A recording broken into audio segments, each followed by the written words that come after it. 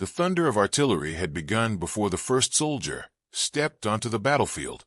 The shelling was relentless, a constant barrage of destruction that shattered everything in its path. The ground shook violently with each explosion, sending dirt and debris flying into the air.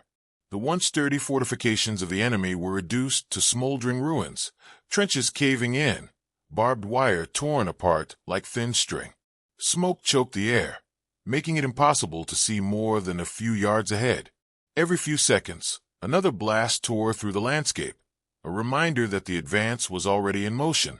The enemy had built their defenses with precision, expecting to hold the front line indefinitely.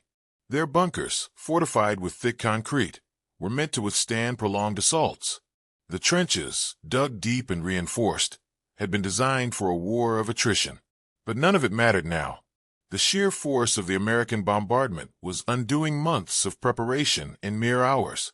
Each shell that landed destroyed another strongpoint, silencing machine gun nests before they could fire. The defenders inside their crumbling bunkers knew what was coming, and they could do nothing to stop it. From above, bombers roared through the sky, dropping their deadly loads onto targets that had been carefully mapped out. The explosions created massive craters, turning roads and supply routes into impassable wastelands. Any attempt by the enemy to regroup was met with more destruction.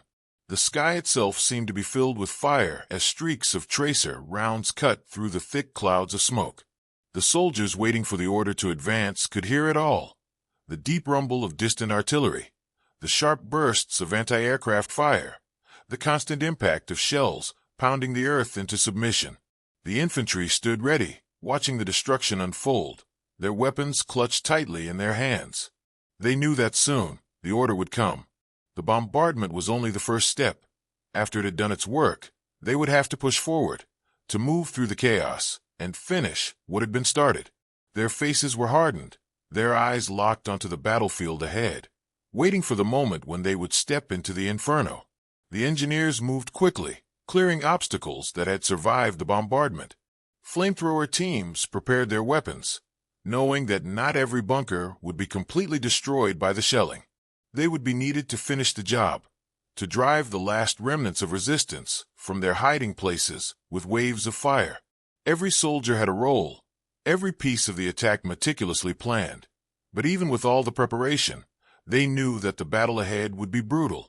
The radios crackled with commands, confirming what everyone already knew: the enemy was struggling to hold.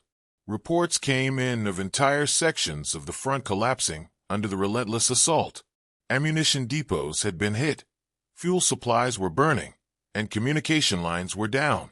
The defenders were disoriented, their carefully structured defense plan unraveling before they could respond. Yet, even with their losses mounting, they still had enough firepower left to make the next phase of the battle deadly. The final barrage hit with a force that shook the ground beneath them. The sky was lit with fire, the horizon lined with towering plumes of smoke. Then, as suddenly as it had begun, the shelling ceased. The silence that followed was brief, only a few heartbeats long, before the call to advance came through. The soldiers surged forward, moving through the shattered remains of what had once been an impenetrable defense. The battlefield was a wasteland, bodies of the fallen scattered among burning wreckage. Craters had swallowed entire sections of trenches, leaving behind jagged holes filled with debris and broken weapons.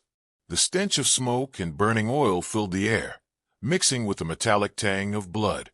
The enemy was still there, waiting in whatever cover remained, but their positions had been weakened beyond repair.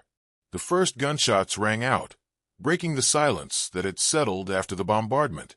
The defenders who had survived were still trying to fight, their machine guns spitting bullets from makeshift positions. But they were no longer in control of the battlefield. The advancing soldiers moved quickly, ducking behind cover, returning fire with precision. Grenades were tossed into shattered bunkers, clearing out the last pockets of resistance. Some of the defenders tried to retreat, but there was nowhere left to go. Their supply lines had been cut off, their reinforcements unable to reach them through the destruction. The once solid front line had become a death trap. The American forces had swept through with such force that the enemy could do nothing but fall back, their will to fight crushed beneath the weight of overwhelming firepower. The push continued, soldiers moving through the wreckage, securing what was left of the enemy's defenses. The last few pockets of resistance were quickly dealt with. Those who refused to surrender met their fate where they stood. The battlefield belonged to the advancing troops now, but the cost of victory lay all around them. The dead, the wounded, the smoldering remains of vehicles and weapons. It was all a stark reminder that the fight had not been easy, nor was it over. The sky was still thick with smoke, the fires from the bombardment still burning. The echoes of war still rang in their ears, but the front line had been broken. The enemy had been driven back, their strongholds reduced to ruins. The soldiers pressed forward, knowing that the battle had only just begun. The path ahead was still uncertain, but one thing was clear: the advance could not and would not be stopped. The battlefield stretched before them, a desolate expanse of smoldering ruins and twisted metal. Fire still burned where shells had torn through supply depots and fuel reserves, black smoke rising into the sky like a signal of the devastation left behind. The American forces pushed forward, stepping over the shattered remnants of what had once been a fortified front line. The enemy had been driven back, but the fight was far from over. The defenders who remained were scattered, some still clinging to what little cover they could find, others retreating toward secondary positions deeper into the landscape. Their initial resistance had been shattered, yet they were not entirely broken. Here and there, bursts of gunfire rang out, isolated squads making desperate attempts to slow the advance. They fired from behind crumbling walls, from the ruins of bunkers, from the remnants of their once secure trenches. But their efforts were disorganized, their command structure in disarray, and the advancing troops could feel the momentum shifting further in their favor. Through the dust and haze, American soldiers moved with precision, securing each sector with calculated force. Infantry squads swept through the wreckage, checking every trench, every crater, every half-destroyed structure for any sign of remaining opposition. They had learned from previous battles. Overconfidence could lead to deadly surprises. Their rifles were ready, eyes scanning for movement, fingers poised to fire at the first sign of an ambush. Tanks rumbled forward, crushing debris beneath their tracks, their cannons scanning for targets. Some opened fire on distant enemy positions, sending shells into buildings where defenders had regrouped. Each explosion sent shock waves through the earth, another piece of the battlefield falling under control. Behind them, artillery continued its relentless work, pounding enemy fallback points to prevent reinforcements from gathering strength. As the advance deepened, the sounds of combat grew more sporadic. The enemy was faltering, their return fire growing weaker with each passing moment. A few machine gun nests still spat bullets defiantly, but their time was running out. The American forces worked in coordinated strikes. One unit would pin the defenders down, while another maneuvered around their flanks. Grenades sailed through windows, detonating inside bunkers, sending plumes of dust and shrapnel into the air. A flamethrower team moved in to clear one of the last holdouts, its operator stepping forward under covering fire. With a single pull of the trigger, a stream of fire erupted, engulfing the bunker in an inferno that sent thick black smoke billowing into the sky. The screams that followed were short-lived, quickly drowned out by the roar of advancing troops and the continued echoes of battle beyond. Amid the destruction, medics rushed between the fallen, tending to the wounded where they lay.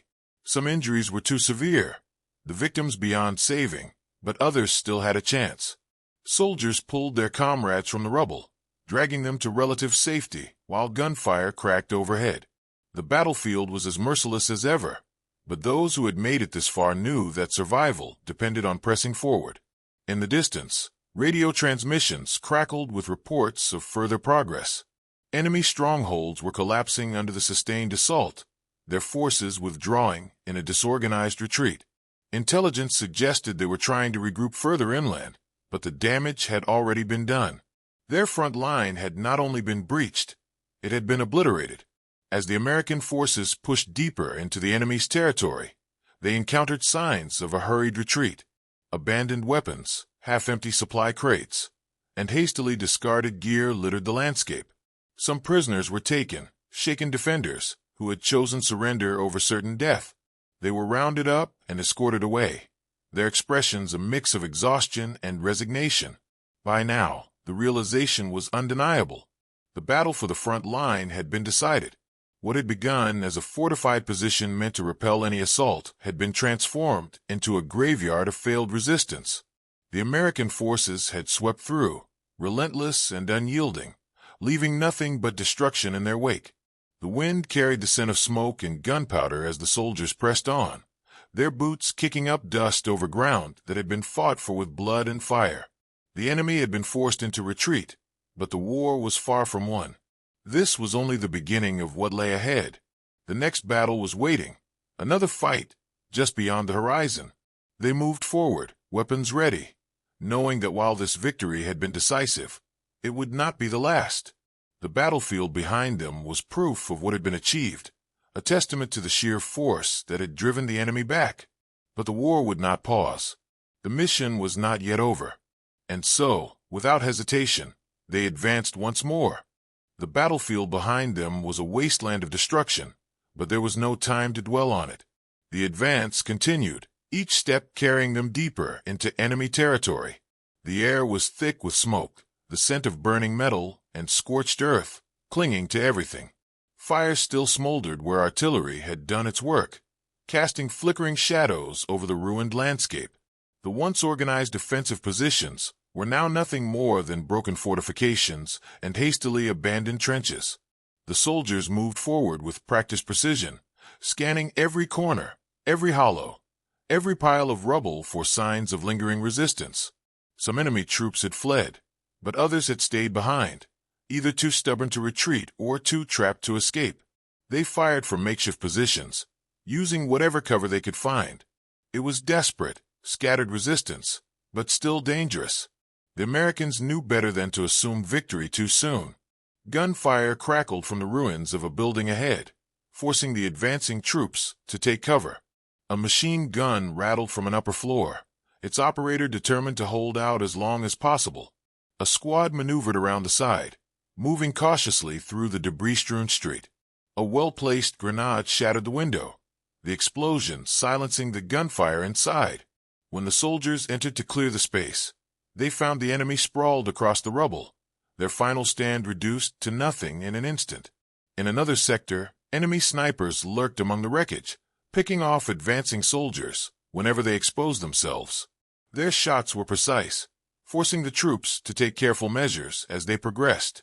A sharpshooter was called in, his rifle steady as he located each hidden threat. One by one, the defenders were eliminated, their positions compromised. The battlefield was unforgiving, but hesitation meant death, and the Americans had learned that lesson well. Tanks rumbled forward, pushing through the remnants of roadblocks, crushing debris under their massive treads. Their cannons fired in controlled bursts, targeting fortified buildings where the last enemy squads had taken shelter. The ground trembled with each impact, sending dust and shattered concrete flying through the air. In the wake of the armored advance, infantry followed closely, sweeping through alleyways and ruined streets, ensuring no threats were left behind. The deeper they moved, the more evident the enemy's desperation became. Some defenders attempted to regroup, setting up defensive lines farther back, but they lacked the coordination to hold the advance at bay. Communications had broken down, supplies were running low, and morale had been shattered by the overwhelming force that had descended upon them. Some attempted to fight on, refusing to surrender, but others dropped their weapons, hands raised in submission, knowing there was no hope left. Captured prisoners were rounded up, their eyes hollow with exhaustion.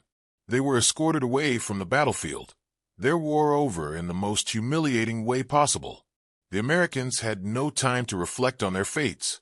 There were still positions to clear, still ground to secure, still threats waiting beyond the next bend in the road. The battle was nearing its end, but it wasn't over yet. Reports crackled over the radios.